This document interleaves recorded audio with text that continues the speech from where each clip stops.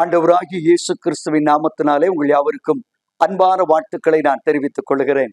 மற்றொரு இனிய நிகழ்ச்சியிலே உங்களை சந்திப்பதிலே மிகுந்த மகிழ்ச்சி அடைகிறேன். ஆண்டவராகிய கர்த்தர் உங்களை அளவில்லாமல் ஆசீர்வதிப்பாராக. இன்றைக்கு நான் உங்களோடு சொல்ல விரும்புகிற கர்த்தருடைய வார்த்தை எரேமியா தீர்க்கதரிசியின் புத்தகம் 8ஆம் அதிகாரம் 19ஆம் வசனத்தை முன்வைக்கிறேன். எரேமியா 8:19.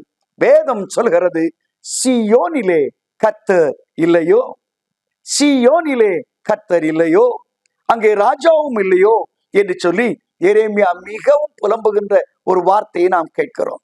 என் அன்புக்குரியவர்களே, இந்த வார்த்தை மிக மிக மிக நாம் சிந்திக்க தூண்டுகின்ற ஒரு வார்த்தை.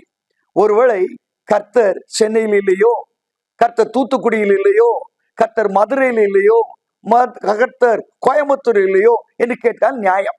ஆனா இங்க வேதவசனம் சொல்கிறது, கர்த்தர் சீயோனில் இல்லையோ. அதான் சீயோனில் யாருடைய நகரம்? அங்கே வேதவசனத்தை நீங்கள் வாசிக்கும் பொழுது சங்கீதம் 48 சொல்கிறது, அது தேவனுடைய நகரம், மகாராஜாவின் நகரம். இன்னும் சங்கீதம் 128 சொல்கிறது, கர்த்தர் சீயோனில் இருந்து உன்னை ஆசீர்வதிக்கிறார்.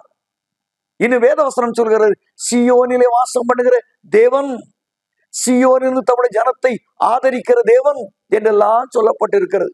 இப்பொழுது வேதம் சொல்கிறது, சீயோனிலே கர்த்தர் இல்லையோ. சீயோன் என்பது அதுக்கு லிட்டரலாக நாம் பொருளை எடுத்துக்கொள்வோமானால் சூரியகாந்தியை குறிக்கக்கூடியதா இருக்கிறது. இன்னொரு வார்த்தை எடுத்துக்கொள்வோமானால் அது தேவனை பிரதிபலித்து காட்டுகிறது. சீயோன் என்பது ஒரு விசுவாசியுடைய வாழ்க்கையை குறிக்கிறதா இருக்கிறது. விசுவாசிகள் சொல்லுகிறார்கள், தேவனுடைய பிள்ளைகள் சொல்கிறார்கள், ஆண்டவர் எங்களை மறந்து விட்டார், ஆண்டவர் எங்களை கைவிட்டு விட்டார். நீங்கள் ஏசாயா தீர்க்கதரிசியின் புத்தகம் 49ஆம் அதிகாரம் 14ஆம் வசனத்தை வாசித்து பாருங்கள். அங்கே வேதவசனம் சொல்கிறது, சீயோனோ கர்த்தர் என்னை கைவிட்டார், ஆண்டவர் என்னை மறந்தார் என்று சொல்லுகிறாயே. இன்னைக்கு நம்முடைய நிலைமை தானே, ஐயா நான் தேவனுடைய புள்ள, தேவனை ஒழுங்காய் பின்பற்றுகிறேன், என் வாழ்க்கையில் ஆண்டவர் இல்லையே, தேவ மகிமை இல்லையே என்னெல்லாம் நான் கலங்குகிறோம். அதற்கு காரணம் என்ன? தேவன் சீயோனிலே வாசம் செய்கிறவர், சீயோனில் இருந்தால் நம்மை ஆசீர்வதிக்கிறவர். அப்படியானால் சீயோனிலே ஏன் கர்த்தர் இல்லை? ரொம்ப வேதனைக்குரிய காரியம். அவங்க சொல்றாங்க, எங்களுக்கு சமாதானம் இல்லை, ஆறுதல் இல்லை, எங்களுக்கு மகிழ்ச்சி இல்லை, என்றைக்கு பார்த்தாலும் வேதனையோடு நாங்கள் வாழ்ந்து கொண்டு இருக்கிறோம். ஆகவே சொல்லுகிறார்கள், சீயோனிலே கர்த்தர் இல்லையோ. மற்றவங்களாம் சொல்றாங்க, ஆண்டவன் கோயிலுக்கு போறானே, ஆண்டவன் அப்படி ஊழியன் ஓடுறானே, ஆண்டவன் சொல்லி இதெல்லாம் செய்யறானே, ஆண்டு எங்கேயா போனாரு? ஏன் இந்த சம்பவம்? அன்னைக்கு மார்த்தாடு மரியாளும் இயேசுனிடத்துல ஒரே ஒரு கம்ப்ளைண்ட் தான் சொல்றாங்க, என்ன? ஆண்டவரே நீர் இங்கே இருந்திருப்பினாதான் என்று சகோதரன் மரித்து போயிருக்க மாட்டானே. நியாயம் தானே? கர்த்தர் இருந்தால் இந்த பிரச்சனை வருவானே, இந்த வேதனை வருவானேன்? கிதியோனை கர்த்தர் சந்தித்த பொழுது, பராக்கிரமசாலியே கர்த்தர் உன்னோடு இருக்கிறார் சொல்லும் பொழுது அந்த கிதியோனுடைய பதில் என்ன? ஆண்டவர் எங்களோடு இருந்தால் எதுக்கு சார் இதெல்லாம் நடக்குது, ஏன் சார் இப்படி பேசுறீங்க என்னெல்லாம் சொன்னாங்கல்ல. உண்மைதான் அருமையானவர்களே. இன்றைக்கு நம்முடைய வாழ்க்கையில சில நேரங்களில் நம்ம புலம்புறோம், சில நேரங்களில நம்முடைய வாழ்க்கையில ஆண்டவர் இல்லாத போல உணர்ந்து தவிக்கிறோம் அல்லவா? இதற்கு காரணம் என்ன? சீயோனை ஆண்டவர் மறந்தாரோ? சீயோனை ஆண்டவர் கைவிட்டு விட்டாரோ? ஏசாயா தீர்க்கதரிசியின் புத்தகம் 33ஆம் அதிகாரம் 14ஆம் வசனத்தை பாருங்கள். அங்கே சொல்கிறது, சீயோனிலே பாவிகள் திகைக்கிறார்கள், மாயக்காரருக்கு நடுக்கம் பிடிக்கிறதா. அப்போ சியோன்ல கூட சியோன் வாசிகள் போல தேவனுடைய விசுவாசிகள் என்று சொல்லி ஏமாற்றுகிற சில மக்கள் இருக்கிறார்களா. நானும் விசுவாசி, நானும் கோயிலுக்கு தான் போறேன், செய்யறதெல்லாம் அநியாயம், செய்யறதெல்லாம் அட்டூழியம், என்னென்ன பாவங்கள் உண்டோ, என்னென்ன அக்கிரமங்கள் உண்டோ, என்னென்ன துர்க்குணங்கள் உண்டோ அத்தனையும் செய்துவிட்டு நான் விசுவாசி என்று சொல்கிறார்களே, அது சீயோன் ஆகுமா சார்? நீங்க சொல்றீங்களே நான் விசுவாசின்னு சொல்றியே, அந்த விசுவாசியுடைய வாழ்க்கை உன்னிலே காணப்படுகிறதா? கிறிஸ்து உங்களிலே இருக்கிறாரா? கொரிந்தியர் ஆக்கியோன் அழகாக சொல்கிறார், நீங்கள் விசுவாசம் உள்ளவளாய் என்று உங்களையே நீங்கள் சோதித்து பாருங்கள், கிறிஸ்து உங்களிலே இருக்கிறார் என்று சொல்லி பரிசுத்து பாருங்கள் என்று சொல்லுகிறார். இன்னைக்கு பரிசீலனை பண்ண வேண்டிய ஒரு காலம். ஒரு தனிமை உணர்றீங்கள் அல்ல, வேறு வேற்றுமை உணர்றீங்கள் அல்லவா, ஒரு குறைகளை உணர்றீங்களவா, அடிக்கடி புலம்புறீங்களே, எங்கப்பா அந்த ஆண்டவர் போனாரு, என்ன ஆச்சு என் வாழ்க்கையில, என்னெல்லாம் கலங்குறீங்களா? அருமையான ஐயா, அருமையான அம்மா, வேதம் சொல்கிறது சீயோனிலே பாவிகள் திகைக்கிறார். அப்படின்னா சியோன் என்று சொல்லி, தேவனுடைய விசுவாசி என்று சொல்லி, தேவனுக்கும் அவருக்கும் சம்பந்தம் இல்லாத ஒரு வாழ்க்கை வாழ்கிறவர். இயேசு அழகான ஒரு உவமையை சொன்னார். ஒரு பெரிய விருந்துக்கு ஒரு பெரிய மனிதர், ஒரு ராஜா ஒன்று அழைக்கிறார். அநேகர் சொல்றாங்க, எனக்கு முக்கியமான வேலை, என்னால வர முடியாது சார், என்னால வர முடியாது சார், என்னால வர, எல்லாரும் போயிட்டாங்க. கடைசியில் அவரே மூட் அவுட் ஆகி, எப்பா வந்து எல்லாம் ரெடி ஆயிடுச்சு, விருந்தெல்லாம் ரெடி ஆயிடுச்சு, வேஸ்ட் ஆயிடக்கூடாது, யாரெல்லாம் இருக்கிறாங்களோ அவங்களாம் கூட்டுவா விருந்துக்கு அப்படின்னு சொல்லி கூட்டுவாரு. எல்லாரும் விருந்து சாலையில உட்கார்ந்து ராஜ விருந்து அனுபவித்துக் கொண்டு இருக்கிறாங்க. அந்த விருந்து எப்படி நடக்குன்னு சொல்லி அதை உரிமையாளர் அப்படி சுத்தி பார்க்க வரும்போது ஒருத்தனை பார்த்து, நண்பனே, கல்யாண வஸ்திரம் தரிக்காமல் எப்படி இந்த விருந்துக்கு வந்தாய் என்று கேட்கிறார். நம்ம கேட்கலாம், ஏன் தெருவில் இருக்கவனை கூட்டு வந்தா எங்கேயா போய் அவன் பேண்ட் ஷூட்டு போட்டு வர முடியும்? தெருவில் இருக்க ஒரு அம்மாவை கூட்டு வந்தா எங்கேயா போய் காஞ்சிபுரம் டிஷ்யூ கட்டிட்டு வர முடியும்? முடியாது சார். எனக்கு அருமையானவளே, அந்த காலத்து திருமணங்கள் எப்படி என்று சொன்னால், திருமண வாசலிலே அந்த விருந்து நடத்துகிறவனுடைய வேலைக்காரர் இருப்பாங்க. அவங்க என்ன பண்ணுவாங்க, விருந்துக்கு வர்றவங்கள பாதங்களை கழுவி தைலத்தை வாசனை திரவியங்களை ஊற்றி கல்யாண வஸ்திரத்தை கொடுத்து வீட்டுக்குள்ள அனுப்புவாங்க. இதுதான் அந்த கால ராஜ விருந்துக்கான அழைப்புதல் முறைமை. அதுதான்.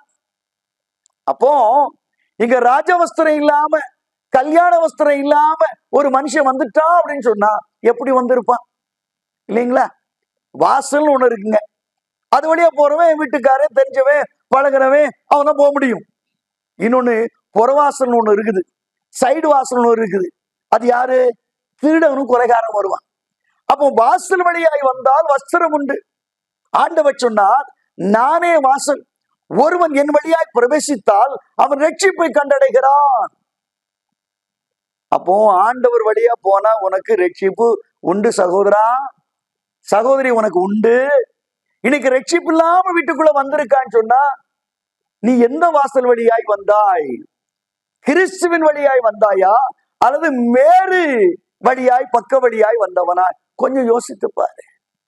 நீ அந்த ரட்சிப்பு இல்லையே, அந்த மகிமை இல்லையே, அந்த வல்லமை இல்லையே, காரணம் என்ன? என்ன ரீசன்? What's the reason? நீ ஆண்டவரால் ரட்சிக்கப்பட்டவரா? நீ ரட்சிக்கப்பட்டவனா? யார் கிறிஸ்தவன்? ஆதி திருச்சபையிலே ரட்சிக்கப்பட்டுள்ள அனுதினம் கர்த்தருடைய சபையிலே சேர்த்து கொள்ளப்பட்டார்கள். ரட்சிக்கப்பட்டவருடைய சீஷர்களை தான் கிறிஸ்தவர்கள் என்று அழைக்கிறார்கள். அப்ப யார் கிறிஸ்டியன் சொன்னா, இயேசுவை பின்பற்றுகிற சீஷன் தான் கிறிஸ்தவன். இன்னைக்கு நம்ம வாழ்க்கை எப்படி இருக்குது? இயேசுவை பின்பற்றுகிற ஒரு மனுஷனாக நீ இருக்கிறாயா அல்லது இமிட்டேட்டிங் பர்சனாக இருக்கிறாயா? கொஞ்சம் ஆராய்ந்து பார். அழகாக எபேசியராக்கியன் சொல்றான், பிரியமான பிள்ளைகளாய் தேவனை பின்பற்றுவளாகி. மூல பாஷை வியாக்கியானம் ஒண்ணு பைபிள் சொல், you are the imitators of Christ. இன்னொரு வேதாகம் சொல்கிறது, நீங்கள் எல்லோரும் இயேசுடைய தற்சொரூபமாய் இருக்கிறீர்கள், மாற்றப்படுகிறது. அப்படிப்பட்ட ஒரு வாழ்க்கை வாழும் கர்த்தர் அழைக்கிறார். இன்னைக்கு சீயோன், நீ தேவன் உன்னை பாண்டவன் இயேசுவை பார்க்க முடியுமா? ஆதி திருச்சபையில அப்போஸ்தலர் 4ஆம் அதிகாரம் 13ஆம் வசனத்திலே பேதுரும் யோவானும் பேசுகிற தைரியத்தை கண்டு, அவங்க பேதமையானவங்க, படிப்பறிவு இல்ல, எப்படி அந்த ஞானம் வந்தது? எல்லாரும் சொல்றாங்க, டெஃபினிட்டா இந்த ஆளுங்க இயேசுவோடு இருந்திருக்கணும், இல்லைன்னா அந்த ஞானம் வந்திருக்காதுன்னு சொல்றாங்க. சரிதானுங்களே? அப்போ தேவனோடு இருந்தால், ஐக்கப்பட்டிருந்தால், தேவனுடைய சாயல், தேவனுடைய தன்மை, the quality of God, the nature of God உனக்குள்ள இருக்கும். அது இல்லைன்னா நீ கிறிஸ்தவனே இல்லை. அதனால நீங்க புலம்புற, ஆண்டவர் இப்படி எல்லாம் விட்டுட்டாரு. Are you Christian? Are you born again Christian? நீ மறுபடியும் பிறந்தவரா? இல்லைன்னா பேர்ல டைட்டில் கிறிஸ்தவன் வச்சிட்டு இருக்கியா? சீயோனிலே கர்த்தர் இல்லையோ? எல்லாரும் கேட்கிறாங்க. அந்த அம்மா ஒழுங்கா ஜெபம் பண்றாங்களா, கோயிலுக்கு போறேன்னு சொல்றாங்களே, ஏன் இல்ல? ஏன் இதெல்லாம் நடந்துச்சு? இன்றைக்கு செக்அப் யோர்செல்ஃப். உங்களை கொஞ்சம் பரிசோதித்து பாருங்க, நான் உண்மையிலே கிறிஸ்தவன் தானா? எனக்குள்ளே கர்த்தர் இருக்கிறார். அப்போ சீயோன்ல கர்த்தர் இல்லைன்றதுக்கு முதல் அடையாளம் மாய்மாலம். கிறிஸ்தவர்களை போல மாய்மாலம், வேஷம் பண்ற ஒரு வாழ்க்கை. தேவன் இல்லாத ஒரு வாழ்க்கை, தேவனுக்கு தகுதியற்ற ஒரு வாழ்க்கை வாழும் பொழுது கர்த்தரங்க இருக்க மாட்டார். கர்த்தரங்க இருக்க மாட்டாங்க. கர்த்தர் இருக்க வேண்டிய இடத்துல இருப்பார் தவிர நம்ம பெஸ்டிவல், நம்முடைய அந்த பண்டிகை, இந்த பண்டிகையில் ஆண்டவர் இருக்க மாட்டாருங்க. கர்த்தரை கண்டடையத்தக்க விதத்துல இந்த நாளிலே தேடுவோம். சோ சீயோனிலே கர்த்தர் இல்லை என்றால் சீயோன் வாசிகள் என்று மாய்மானம் பண்ணுகிற மக்கள் அங்கே இருந்தார்கள். இரண்டாவதாக சகரியா தீர்க்கதரிசி அழகாக சொல்கிறார் பாருங்கள். சகரியா 2ஆம் அதிகாரம் 7ஆம் வசனத்திலே, பாபிலோன் குமாரத்தியிடத்தில் குடியிருக்கிற சீயோனே உன்னை விடுவித்துக்கொள். யாரு? இந்த பாபிலோன் குமாரத்தின் மத்தியிலே குடியிருக்கிறவர்கள், லிவிங் அமாங் பாபிலோனியர்ஸ், பாபிலோன் மக்கள் மத்தியிலே வாடுகிறவர்களே, பாபிலோனை போல இமிட்டேட் பண்றவங்களே, உன்னை விடுவித்துக்கொள். பாபிலோன் என்றால் சினியார் தேசம். அதற்கு பொருள் தாறுமாறான ஒரு வாழ்க்கை. A people living without vision. A people living without vision. தரிசனம் இல்லாத மக்கள். நீ கர்த்தரை ஏன் இல்ல தேவனுடைய பிள்ளைன்னு சொல்றியே? கர்த்தரை அறிகிற அறிவு அல்லது கர்த்தருடைய தரிசனத்தை நீ பெற்றவனா? ஏலி நாட்களிலே பைபிள் சொல்கிறது, சாமுவேல் புத்தகத்தில் நாம் பார்க்கிறோம், பிரத்யட்சமான தரிசனம் இல்லை. ஏலி தீர்க்கதரிசி நாட்களே அவனுடைய கண்கள் குருடைந்து போயிருந்தது. ஆனா என்ன ஆயிடுச்சு? கோயில்ல பிரச்சனை, வாழ்க்கையில பிரச்சனை, தேவ மகிமை அற்று போயிடுச்சு. இக்கபோத். இன்னைக்கு உன் வாழ்க்கையில கர்த்தரை ஏன் பார்க்க முடியல? நீ என்ன தரிசனத்தை வாழ்ற? உலக மக்களை போல வாழலாம் நினைக்கிறியா? உலக மக்களை போல ஜீவிக்கலாம் நினைக்கிறியா? ஏதோ இருந்தோம், வாழ்ந்தோம், அப்படி இருப்போம், இப்படி இருப்போம். கிறிஸ்தவ வாழ்க்கை என்பது வெறும் என்டர்டெயின்மென்ட் மட்டும் இல்லை, இஷ்டத்துக்கு செய்யற வாழ்க்கை இல்லை. அது தரிசனம் பெற்ற மக்களுடைய கூட்டம். இயேசுடைய தரிசனம் பெற்றவள் தான் கிறிஸ்தவளா இருக்க முடியும். யோசித்து பாருங்க. இன்னைக்கு அந்த தரிசனம் உங்களுக்குள்ள இருக்குதா? ஏன் தரிசனம் இல்லாம போயிடுச்சு? நம்முடைய தரிசனம் எங்க போயிடுச்சு? இஸ்ரவேல் ஜனங்களை அங்கே எகிப்தின் அடிமனத்திலிருந்து கர்த்தர் அழைத்தார். எதுக்கு அழைச்சாரு? பாலும் தேனும் ஓடுக கானான் தேசத்துக்கு உங்களை கொண்டு போற வாங்கினார். இப்ப எதுக்காக புறப்பட்டாங்க எகிப்துல இருந்து?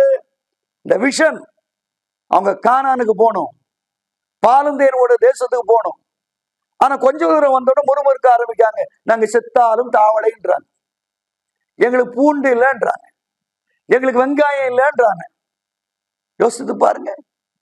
கிரயம் இல்லாமல் கொடுத்த அந்த மச்சங்கள் எங்கன்றாங்க. இது காரணம் பைபிள் சொல்கிறது, அவளோடு பிரயாணத்தில் வந்த புறஜாதியான மக்கள். இதான காரணம்.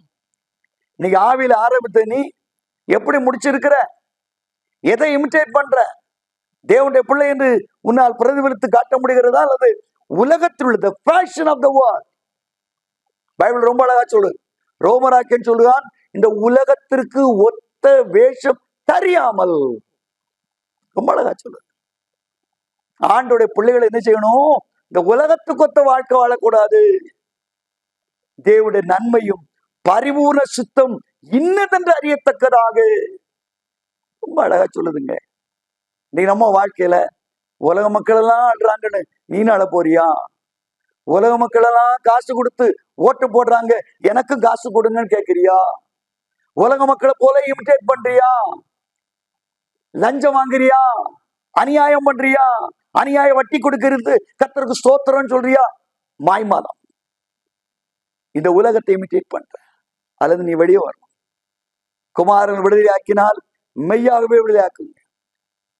ஆதி திருச்சபையில சீமோன் என்கிற ஒரு மாயவித்தக்காரன் தான். அங்க பிலிப்பு மூலமாய் நடந்த அற்புதங்களை அடையாளம் பார்க்கிறான். இப்போ யாருமே அவன்கிட்ட மந்திரவாதத்துக்கு போகல, குறி சொல்லலுக்கு போகல. ஏன்னா எல்லாரும் பிலிப்பை பின்பற்றிட்டாங்க.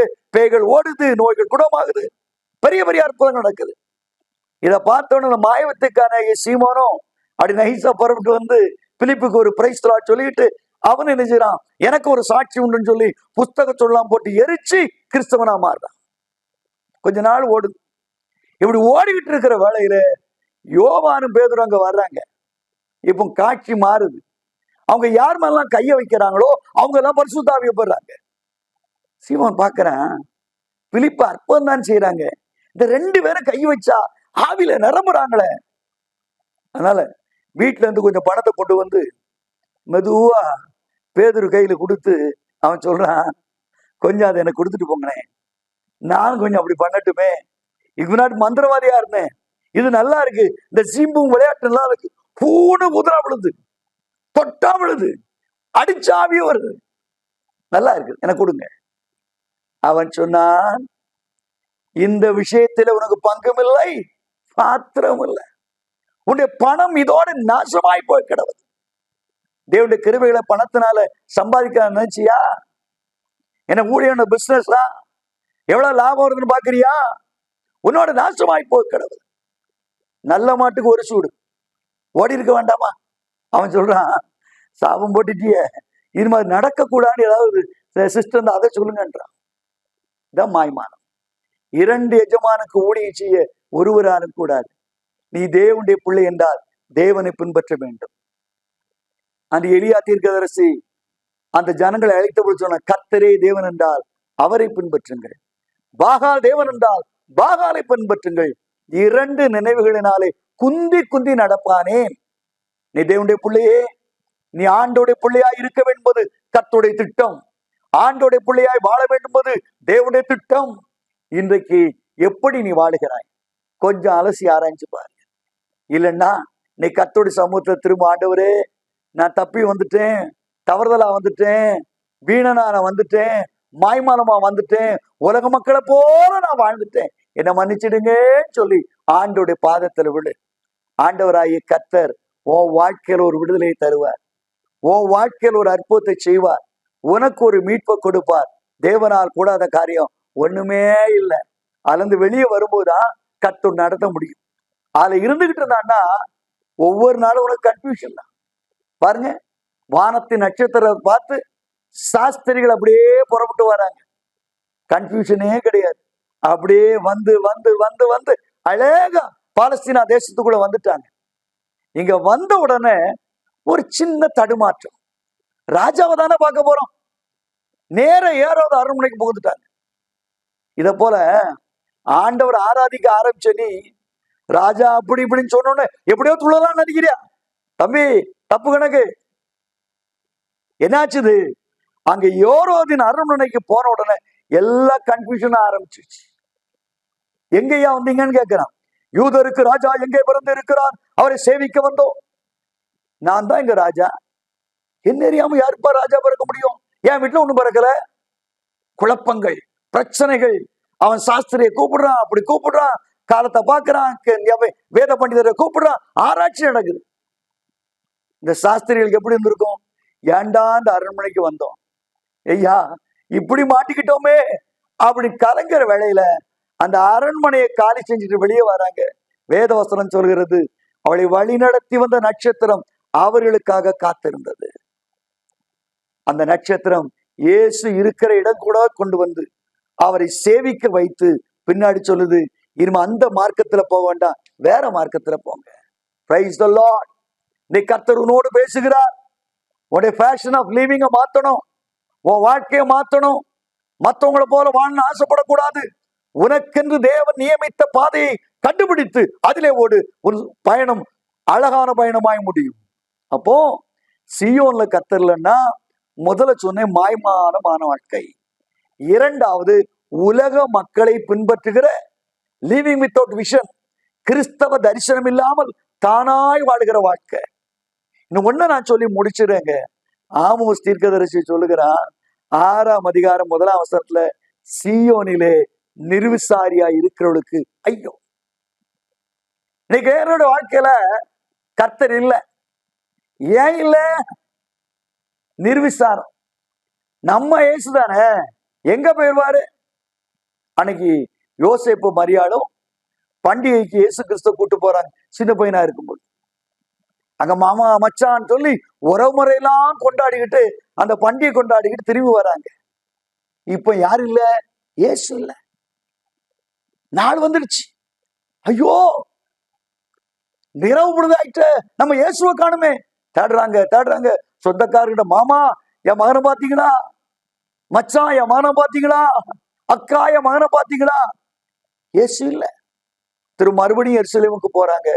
இப்போ பாத்தீங்கன்னா இயேசு தேவாலயத்துல இருந்தார். Praise the Lord. Praise the Lord. இன்றைக்கு உனக்கு நிர்வசாரம் என்ன தெரியுமா? உலக மக்களை பிரியப்படுத்த போய், உங்க சொந்தக்காரங்களை பிரியப்படுத்த போய், உனக்கு தெரிஞ்சவங்களை பிரியப்படுத்த போய், இதனால தேவனை தேட வேண்டிய நீ நிர்விசாரமானாய். நீ ரட்சிக்கப்பட்ட அந்த நாளை பாரு, நீ ஆண்டவர் ஏற்றுக்கொண்ட அந்த நாளை பாரு. எவ்வளவு ஜெபம், எவ்வளவு உபவாசம், எவ்வளவு வல்லமை இருந்தது. இன்னைக்கு இல்லையே. என்னாச்சுமா அக்கா, என்னாச்சு? நிர்விசாரம். அதனாலதான் ஆண்டவராகிய கர்த்தர் அன்னைக்கு ஆதி திருச்சபையில பேசும்போது அவர் பேசுறாரு, நீ அனலும் இல்லாமல் குளிரும் இல்ல. லவோதிக்கா திருச்சபை பார்த்து, அனலும் இல்லாமல் குளிரும் இல்லாமல் இருக்கிறாயே, நான் உன்னை வாந்தி பண்ணி போடுவேன். நீ அனலாயிரு, இல்ல குளிராயிரு. நீ என்னதான் இருக்கிறோம் யோசித்து பாருங்க. ரொம்ப நிர்விசாரம். ஏன்னா ஆண்டவர் எப்பமா மெதுவா வருவாரு பார்த்துக்கலான்னு சொல்லி. நமக்கு தெரியுதோ இல்லையோ, கர்த்தர் வரப்போறான்றது உலக மக்களுக்கு தெரிந்து விட்டது. யோசித்து பாருங்க, உலக மக்களுக்கு தெரிந்து விட்டது. சமூகத்துல சூரியன் எல்லாம் சிவப்புமயமான உடனே யூத மக்கள் எல்லாம் ஒன்று கூடி இந்த அறிகுறிகளை பார்க்கிறாங்க. அதெல்லாம் சிறப்பாய் மாறிவிட்டேன் என்று சொல்லி யோவேல் தீர்க்கதரிசியின் புஸ்தகத்தை வாசித்து அந்த நாளில் என்ன செய்தார்கள்? அந்த எருசலேம் நகரை சுற்றி எல்லா மதில்களில் நின்று எக்காலத்தை ஊதினார்கள். நீங்க வாசித்திருக்கலாம், தெரியுதுங்களா? இது கடைசி காலம். கடைசி காலம். கர்த்தர் தட்டி எழுப்புகிறார். தேவனுடைய பிள்ளைகளை தட்டி எழுப்புகிறார். மேசியாவே வாரும் என்று ஜனங்கள் கதற ஆரம்பித்தார்கள். ஆனா நீ இந்த கடைசி கால செய்திகள்லாம் கேட்டு, இயேசு வரப்போவதற்கான அடையாளங்கள்லாம் பார்த்து, என்ன நிருசாரம், இன்னும் கொஞ்சம் தீங்கட்டும், இன்னும் கொஞ்சம் தூங்கட்டும் சொல்லி பெரிய பெரிய தலையணை வச்சு தூங்கிட்டு இருக்கியா? எழும்பு எழும்பு சீயோனே, வல்லமை தரித்துக்கொள். ராகாபை துண்டித்தது நீர் அல்லவா? வலு சர்ப்பத்தை மீட்டு போட்டது நீ அல்லவா? எங்க போய் தூங்கிட்டு இருக்கிற? பராக்கிரமசாலியாகிய சிம்சோனே, where are you? எங்க இருக்கிற? ஒரு தெளிநாள் பக்கமா? இனிமையான கனவுகளா? இனிமையான அனுபவங்களா? இனிமையான பாட்டா? டக்கு டக்குன்னு இசை கேக்குதா? மயங்கிட்டு இருக்கிறியா? கர்த்தர் அழைக்கிறார். கம் அவுட், வெளியே வா, வெளியே வா. அந்த மேளவாத்தியங்கள் போதும், அந்த கைத்தட்டு போதும், அந்த உசில் அடிக்கிறது போதும், வெளியே வா. கர்த்தரை உயிர்ப்பிக்க விரும்புகிறார். நீ தாவித போல நல்ல வாத்திய இசை செஞ்சாலும், நேர்த்தியான இசைகளை மீட்டாலும் கர்த்தருடைய வல்லம் அங்கே இருக்க. நிர்விசாரம், நிர்விசாரம். இன்றைக்கு ஆண்டவராகிய கர்த்தர் இந்த கடைசி காலத்துல நிர்விசார கிறிஸ்துவர்களோடு பேசுகிறார். இது கடைசி காலம் அருமையானவர்களே. இது மௌனமாய் இருக்கிற ஒரு காலம் அல்ல, எழும்பி பிரகாசிக்க வேண்டிய ஒரு காலம். இந்த நாட்களிலே நான் நிர்விசாரமாய் இருப்போமானால் நம்முடைய பயணத்திலே தோல்வி அடையும். சீயோனிலே கர்த்தர் இல்லையோ, அதில் ராஜாவும் இல்லையோ. ஆண்டவராகிய கர்த்தர் சீயோனிலே வாசமாயிருக்கிறார். சீயோனிலிருந்து கர்த்தர் தம்முடைய ஜனங்களை ஆசீர்வதிக்கிறார். சீயோனிலிருந்து தம்முடைய ஜனங்களை ஆதரிக்கிறார். சீயோனிலே கர்த்தருடைய மகிமை இருக்கிறது. அப்படியானால் அந்த ஆண்டுடைய மகிமையை பார்க்க முடியவில்லையா? அந்த வல்லமை உணர முடியவில்லையா? நீங்கள் இன்றைக்கு ஒன்று செய்ய வேண்டும். திரும்பி பாருங்கள். ஆண்டவரே, என் வாழ்க்கையில நான் சீயோன் வாசின்னு சொல்லி உண்மையான ரட்சிப்பின் அனுபவம் இல்லாம ஏதோ டைம் பீங்கா நான் வாழ்ந்துட்டு இருந்தேன். நீ மனம் திரும்புறப்பா, இனி அந்த பாவத்தை ஈடுபட மாட்டேன், மாய்மானம் பண்ண மாட்டேன். உண்மையான கிறிஸ்தவனாய், ரட்சிப்பின் வஸ்திரம் தரித்தவனாய் உம்மை பின்பற்றி வருவேன் என்று ஒரு தீர்மானம் எடுப்போமா? திருமண வீட்டுக்குள்ளே பிரவேசித்து பந்தியிலே உட்கார்ந்து பாதாளத்துக்கு தள்ளப்பட்ட மனிதனாய அல்ல, வாசல் வழியாக ரட்சிப்பின் வழியாக நாம் பிரவேசித்து தேவனுடைய பந்தியிலே பங்கு பெறுவதாய் மாறுவோம். இரண்டாவதாக, உலக மக்கள்லாம் அப்படி இருக்காங்க, நான் ஏன் இப்படி வாழக்கூடாதுன்னு சொல்லி உலகத்தை போல போயிட்டியா? உலகத்துக்கு ஒத்த வேஷம் தரிச்சிட்டியா? திரும்பி வா. கர்த்தர் கனிவோடு அழைக்கிறார். அந்த உலக வேஷம் வேண்டாம், அதெல்லாம் மாயை, அதை உதறி விட்டு வா. கர்த்தர் உன்னை உயிர்ப்பிப்பார். இன்னொன்று நிர்விசாரம். கடைசி காலத்திலே ஜபத்தை மறந்து, வேத வாசிப்பை மறந்து, கர்த்தருடைய காரியங்களை மறந்து, கர்த்தருடைய திட்டங்களை மறந்து, கர்த்தருடைய அழைத்த அழைப்பை மறந்து எங்கேயோ நீ போயிருக்கிறாயே. என் அன்பு சகோதரா, என் அன்பு சகோதரி, நீ திரும்பி வருவாயா? கர்த்தர் சீயோனிலே வாசமாயிருக்கிறார். சீயோனிலே அவருடைய மகிமை பிரகாசமாயிருக்கிறது. உன்னை பிரகாசிக்க விரும்புகிறார். அந்த மகிமையின் தேவனிடத்துல இந்த நாளிலே திரும்பி வருவோமா? சீயோனிலே வாசமாயிருக்கிற தேவனே, என்னை ஆசீர்வதியும், என் வாழ்க்கையை நன்மைகளை செய்யும் என்று ஆண்டோடைய பாதத்திலே உங்களை ஒப்பு கொடுத்து பாருங்கள். இந்த நாளிலே கர்த்தர் உங்களை விடுவிப்பார், உங்கள் கண்ணீரை துடைப்பார், உங்கள் கவலைகளை மாற்றுவார். என் தேவனால் கூடாத காரியம் ஒன்றுமே இல்லை. இந்த எப்பேற்பட்ட நிலைமை இருந்தாலும் உங்களை உயிர்ப்பித்து உங்களை சேர்த்துக் கொள்ள தேவன் வல்லமை உள்ளவராய் இருக்கிறார். அந்த வல்லமை தேவன் நோக்கி நாம் ஒரு நிமிடம் தலைகளை தாட்டி நாம் ஜெபிப்போமா? ஜெபம் செய்வோம். எங்கள் கிருபை உள்ள நல்ல ஆண்டவரே, நீர் கொடுத்த நல்ல வார்த்தைக்காக நன்றி. சீயோனிலே கர்த்தர் இல்லையோ? சீயோனிலே கர்த்தர் இல்லையோ? இந்த ஜனங்கள் கேட்கிறார்கள், நீ விசுவாசியாமா? உன்கிட்ட கர்த்தர் ஏன் இல்லைன்னு கேட்கிறாங்கப்பா. என் வாழ்க்கையில எத்தனையோ பிரச்சனை, எத்தனையோ கண்ணீர், எத்தனையோ வியாகுலம், எத்தனையோ தொல்லைகள். தகப்பனே, திரும்பி பார், திரும்பி பார். கர்த்தரும் பக்கமாய் திரும்பி வருவார், உன் காரியங்களை மாற்றுவார். ஐயா, உம்மை பின்பற்ற வேண்டியனா உலக மக்களை பின்பற்றி போய் இருளிலே சிக்கிக் கொண்டேனப்பா, எனக்கு விடுதலை தாங்கன்னு சொல்லி ஆண்டவர்கிட்ட கேளுங்க. ஆண்டவராகிய கர்த்தர் இந்த நாளிலே உங்களை விடுவித்து உங்கள் வாழ்க்கையிலே ஆண்டவரே ஒரு அற்புதத்தை செய்ய மாசற்ற வல்லமையோடு இறங்கி வந்திருக்கிறபடியா யாரெல்லாம் அந்த உணர்வோடு திரும்பி வந்திருக்கிறாளோ அவருடைய வாழ்க்கையில ஒரு அற்புதத்தை செய்யும். தேடின மக்களுடைய கண்ணீரை துடையும். நிர்விசார் நிலைமைந்து எடுத்து போடுங்க. உற்சாகமான ஆவி தாங்கட்டும். அனல் மூட்டும் ஐயா, ஆவி அனல் மூட்டும் ஐயா, வல்லமை மூட்டும் ஐயா. ஒவ்வொரு மக்களும் உமக்கா எழும்பி பிரகாசிக்க கர்த்தர் அனுக்கிரகம் செய்கிறார். அவருடைய கவலைகள் மாறட்டும், வியாதிகள் நீங்கட்டும், பிரச்சனைகள் மாறட்டும். இயேசுவின் நாமத்தாலே குடும்பங்களில் உள்ள குழப்பங்கள் மறைவதாக. அப்படி செய்கிறபடினால் நமக்கு நன்றி. ஒவ்வொருவரையும் பொற்கரத்திலே கொடுக்கிறேன், ஏற்றுக்கொள்ளும். இயேசுவின் நாமத்தில் வேண்டுகிறோம் ஜீவனுள்ள பிதாவே. ஆமேன், ஆமேன். God bless you. கர்த்தர் அளவில்லாமலே ஆசீர்வதிப்பாராக. ஆமேன்.